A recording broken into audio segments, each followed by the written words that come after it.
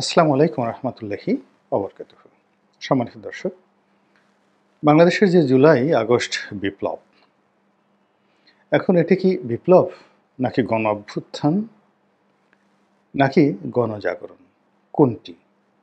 এটি নিয়ে লম্বা আলোচনা হতে পারে, তর্ক হতে পারে, বিতর্ক হতে পারে।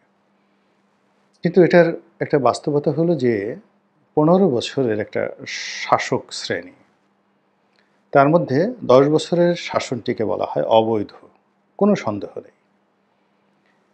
এবং এই অবৈধ শাসনটিকে বৈধ করার জন্য আগের রেজিম যারা ছিলেন তারা যতা যতটা সম্ভব মিথ্যাচার, যতটা সম্ভব অনাচার, বিচারহীনতা, এই জিনিসগুলো করেছেন এবং সঙ্গে সঙ্গে ছলে বলে কৌশলে মানুষের মুখ বন্ধ করার জন্য শক্তি প্রয়োগ করেছেন, কৌশল প্রয়োগ করেছেন, অর্থ ব্যয় করেছেন এবং অনেককে এই পৃথিবী থেকে ভব নদী পার করে পরকালে পাঠিয়ে দিয়েছেন। তাদের সেই অবৈধ শাসনকে হালাল করার জন্য আয়নাঘর তৈরি হয়েছে, আরও অনেক কিছু। এবং হীরক রাজার দেশের মতো করে নিজেদের শাসন ক্ষমতাকে এবং শাসনকালকে বিশ্বের কাছে, মানুষের কাছে দৃশ্যমান করার জন্য তারা অনেক মুরাল তৈরি করেছেন, ভাস্কর্য তৈরি করেছেন, মূর্তি তৈরি করেছেন, গল্প লিখেছেন, কবিতা লিখেছেন, সাহিত্য তৈরি করেছেন, চলচ্চিত্র নির্মাণ করেছেন, কিন্তু শেষ রক্ষা হয়নি। তো এখন আমাদের নতুন প্রজন্মের ছাত্রনেতা, সমন্বয়ক হিসেবে যারা পরিচিত, তাদের নেতৃত্বে, তাদের আহ্বানে, তাদের আত্মত্যাগে একটা বিপ্লব হয়েছে, যেটাকে অনেকে, যেটা বললাম, গণজাগরণ, গণবিস্ফোরণ কিনা গণ অভ্যুত্থান বলার চেষ্টা করছেন। এখন এই যে বিপ্লবটি হলো, এটি প্রি প্ল্যান্ড নয়, নিঃসন্দেহে এটি প্রকৃতির একটা দান, অবারিত দান।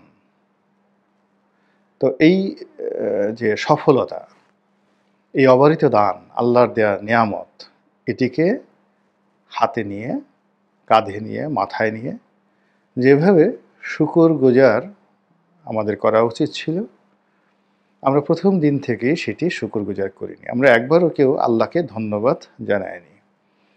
আল্লাহ যে বলেছেন, ওয়াম্মা বি নিয়ামাতে রব্বিকা ফাহাদ্দিস, যে তোমাদের প্রতি যে নিয়ামত আল্লাহ দেন, সে নিয়ামত পাওয়ার পর সর্বদা সে নিয়ামতের শুকরগুজার করো।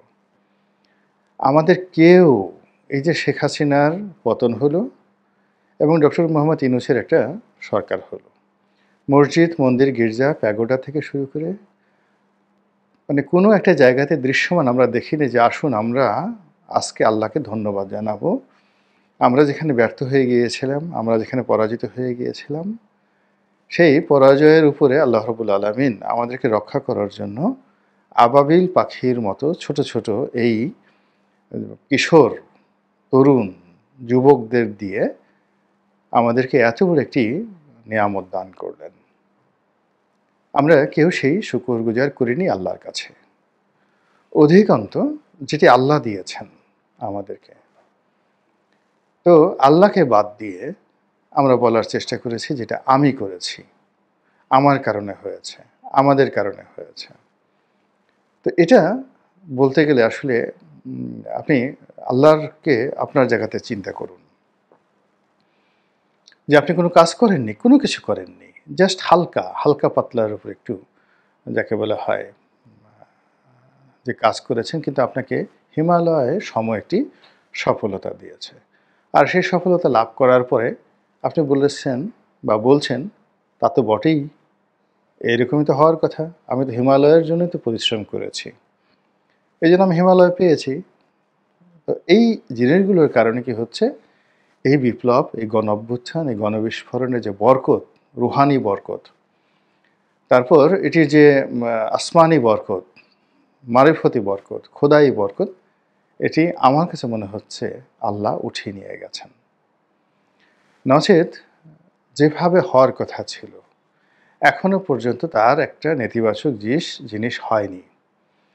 যেমন একটা বিপ্লব হলে প্রতি বিপ্লব হয়। আমাদের এখানে এই ৩ মাসের মধ্যে প্রতি বিপ্লব তো দূরের কথা, প্রতি বিপ্লবের পও আমরা এখনো শুনতে পাইনি। তারপর মানুষ অসীম ধৈর্য নিয়ে এখনো পর্যন্ত সহযোগিতা করে যাচ্ছে।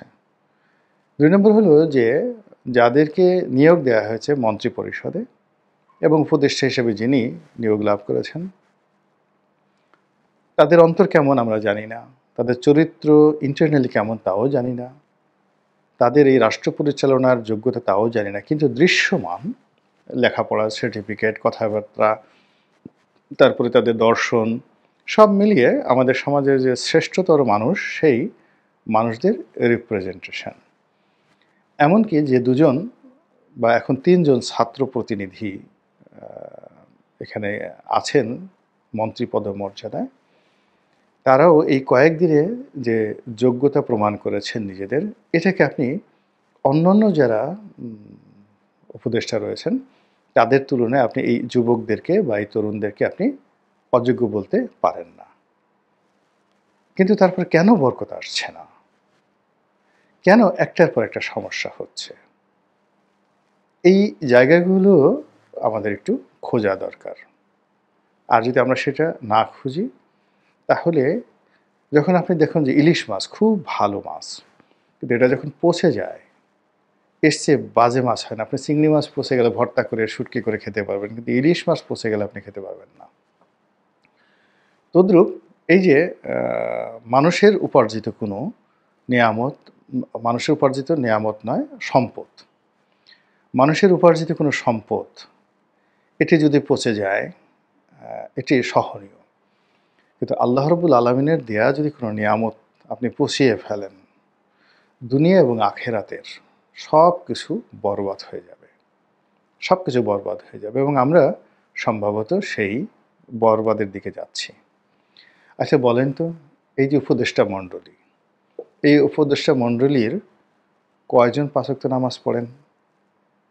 কয়জন কোরআন শরীফ পড়েন? কয়জন এই যে শতকরা ৯০% মুসলমানদের যে নেতা, সেই নেতা হিসেবে ইসলামী তাহাজিব এবং তমুদ্দুন এটাকে ধারণ করেন?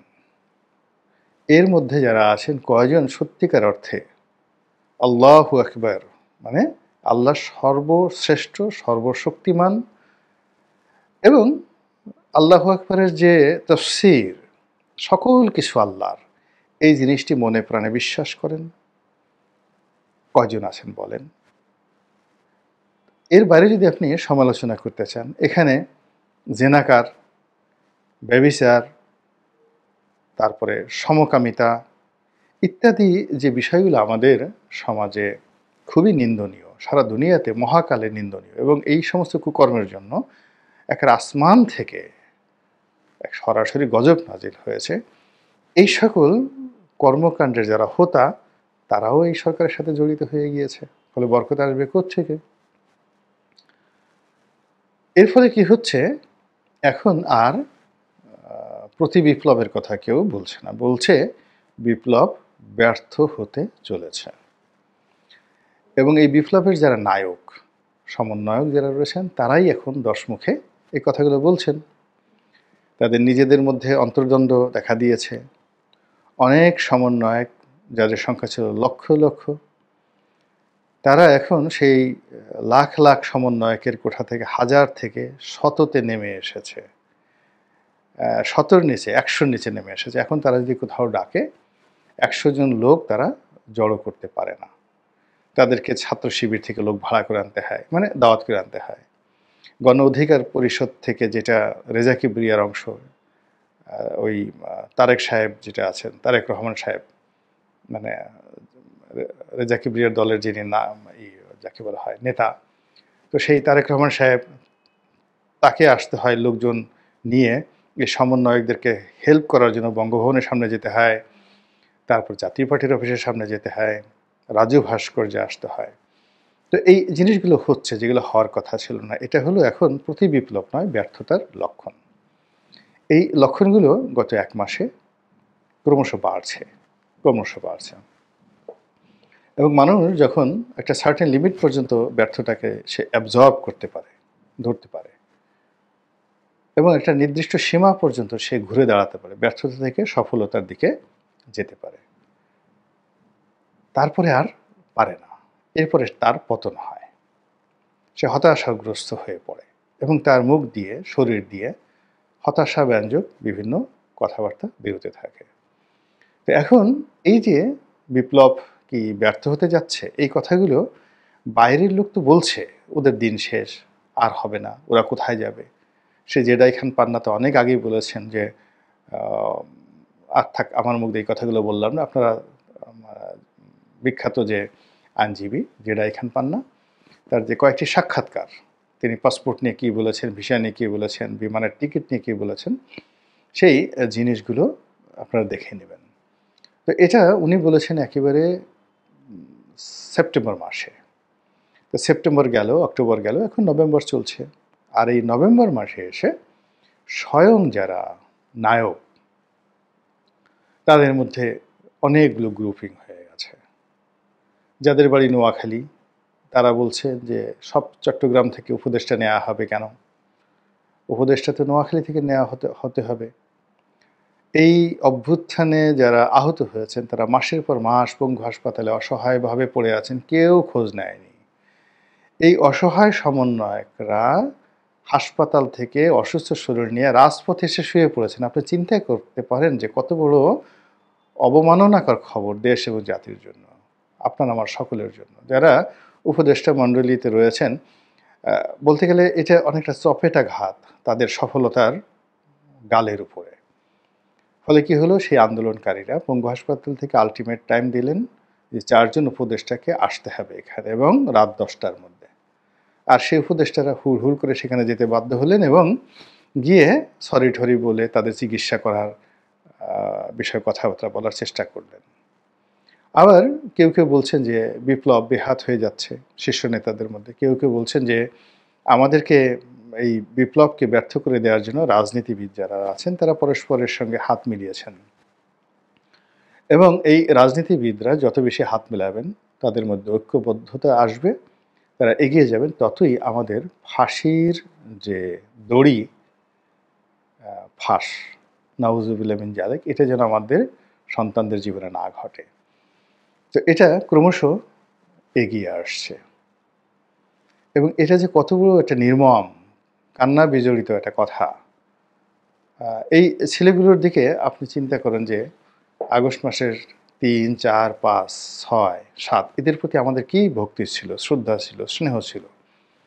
তো হঠাৎ করে আমরা কেন এদেরকে শত্রু ভাবছি? এরা তো এখনও সেই আওয়ামী লীগ জমানার, বিএনপি জমানার সেই দুর্নীতি, এরা তো খাম্বাকাণ্ড এখনও ঘটায়নি, এরা তো এখনও হাওয়া ভবন তৈরি করেনি, এই 3 মাসে একটা হাওয়া ভবন তৈরি করেনি। এদের মধ্য থেকে সালমান এফ রহমানের শেয়ার মার্কেট লুট করার ঘটনা ঘটেনি, কিংবা এরা ওই কোরিয়া থেকে ফিগারেট কিনে তারা সেখান থেকে 800 কোটি টাকা মেরে দেওয়ার কোনো পরিকল্পনা এখন পর্যন্ত এদের মধ্যে থেকে হয়নি রাজনীতিবিদদের জমানাতে। এরশাদ জামানাতে জাপানি বোট মারুবিনি কোম্পানি, তারা সেই মারুবিনি কোম্পানির কাছ থেকে কমিশন নেয়নি। এরা এখনও পর্যন্ত একটা ব্যাংক দখল করেনি, একটা সিঙ্গেল ব্যাংক দখল করেনি, এবং কোনো ব্যাংক পাড়ায় তারা যায়নি। তো কেন আমরা তাদেরকে ফাঁসির মঞ্চের দিকে নিয়ে যাচ্ছি? তারা কি উপদেষ্টা হতে চেয়েছেন বলেন তো? এই 2 জন লোককে কেন উপদেষ্টা বানানো হলো, যেখানে লক্ষ লক্ষ ছাত্র আন্দোলনে অংশগ্রহণ করেছেন এবং তাদের মধ্যে কোনো ইউনিটি ছিল না, ঐক্যবদ্ধ ছিল না, সময়ের প্রয়োজনে তারা ঝাঁপিয়ে পড়েছিল অনেকটা মুক্তিযুদ্ধের মতো করে। তো এইরকম লক্ষ লক্ষ সমন্বয়কদের মধ্যে থেকে 2 জনকে এনে আপনি তাদেরকে একদম আগুনের উপরে বসিয়ে দিলেন, বাকি লক্ষ লক্ষ মানুষ ফ্রাস্ট্রেটেড হয়ে গেল, এখন তারা বলছে আমরাও হব। এই বিভেদ আপনাদেরকে করার কে আপনাদেরকে অনুমতি দিল, কে আপনাদেরকে প্ররোচিত করলো, বা কেন আপনি এই তরুণ ছেলেদেরকে আপনি বিপদে ফেললেন?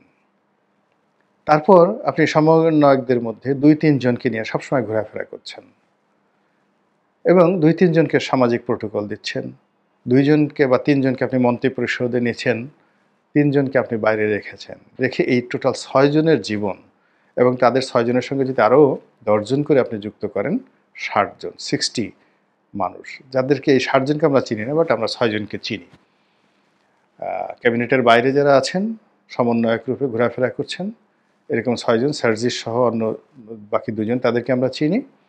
আর যারা ক্যাবিনেটে আছেন তাদেরকেও চিনি। এই 6 জনের জীবন একেবারে তামা করে দেয়া হলো কেন? রাজনীতি খুব খারাপ জিনিস। সেখানে রাজনীতির যারা প্রতিপক্ষ তাদেরকে ছাড় দেওয়া হয় না। যেখানে 15 বছর ধরে বেগম খালেদা জিয়া থেকে শুরু করে জামাতের আমির থেকে শুরু করে সমস্ত মানুষের জীবন তছনছ করে দিয়েছে যে আওয়ামী লীগ, সেই আওয়ামী লীগের মুখোমুখি এই 6 জন ছেলেকে আপনি কেন করে দিলেন? This is the first thing. কিংবা লক্ষ লক্ষ সমন্বয়ক যারা আছেন তাদের প্রতিপক্ষ কেন বানিয়ে দিলেন? এখন এই যে বিপ্লবটা যে প্রতি বিপ্লব হলো না, এখন যে ব্যর্থ হতে বসেছে এবং ফাঁসির দড়ি এগিয়ে এসেছে, এবং রাজনীতিবিদরা এই সমন্বয়কদের বিরুদ্ধে দাঁড়িয়ে কেন বিষোদ্গার করছে? এদেরকে তো সোনার ছেলে হিসেবে সবাই বরণ করে নিয়েছিল। কে এই কাজ করলো? কারা করলো? আমাদের সমন্বয়করা যদি এই বিষয়গুলো না ভাবেন এবং এখনও সময় আছে, তারা যদি রুখে না দাঁড়ান যে কারা তাদেরকে আগুনের মধ্যে ফেলে দিয়েছে। তাদেরকে কি আওয়ামী লীগের কোনো লোক আগুনে ফেলে দিয়েছে? বলেন। বিএনপির কোনো লোক কি তাদেরকে কখনো মারধর করেছে? তাদের সাথে কোনো ফাইটিংয়ে গিয়েছে? কোথাও তাদেরকে অপমান করেছে? জামাতের কেউ করেছে? করেনি। এমনকি জাতীয় পার্টিও করেনি। জাতীয় পার্টি বলেছে যে আসো, আমাদেরকে মারতে চাও মারো, কত তোমরা আমাদেরকে মারতে পারো সেটা দেখবো, কিন্তু তাদের সঙ্গে ফাইটিংয়ে যায়নি। কিন্তু কি এমন ঘটলো সমন্বয়কদের মধ্যে যেন তারা এই ফাঁসির রশি দেখতে পাচ্ছে? এটি যদি এই মেধাবীরা, এই তরুণরা, এই সমন্বয়করা বিচার না করে, বিশ্লেষণ না করে, তাহলে আসলে ফাঁসির দড়ি খুব দ্রুত তাদের দিকে আসতে থাকবে। এর কারণ হলো তাদের যারা প্রতিদ্বন্দ্বী হতে যাচ্ছে আগামীতে, তাদের দ্বারা যারা ক্ষতিগ্রস্ত হয়েছে, তারা বিদ্যা, বুদ্ধি, অর্থ, বিত্তে, প্রভাব, প্রতিপত্তিতে, শয়তানি বুদ্ধিতে, সব দিক থেকে এমন বিশ্ববিদ্যালয়ের প্রিন্সিপাল বা ভাইস চ্যান্সেলর, যে বিশ্ববিদ্যালয়ে এই যুবকরা এখন পর্যন্ত ঢোকারই সুযোগ পায়নি। তো বুঝতে পারছেন যুদ্ধটা আগামী দিনে কতটা অসম এবং বিভৎস হতে পারে। আল্লাহ আমাদের সবাইকে হেদায়েত দান করুন এবং হেফাজত করুন। আসসালামু আলাইকুম ওয়া রাহমাতুল্লাহি ওয়া বারাকাতুহু।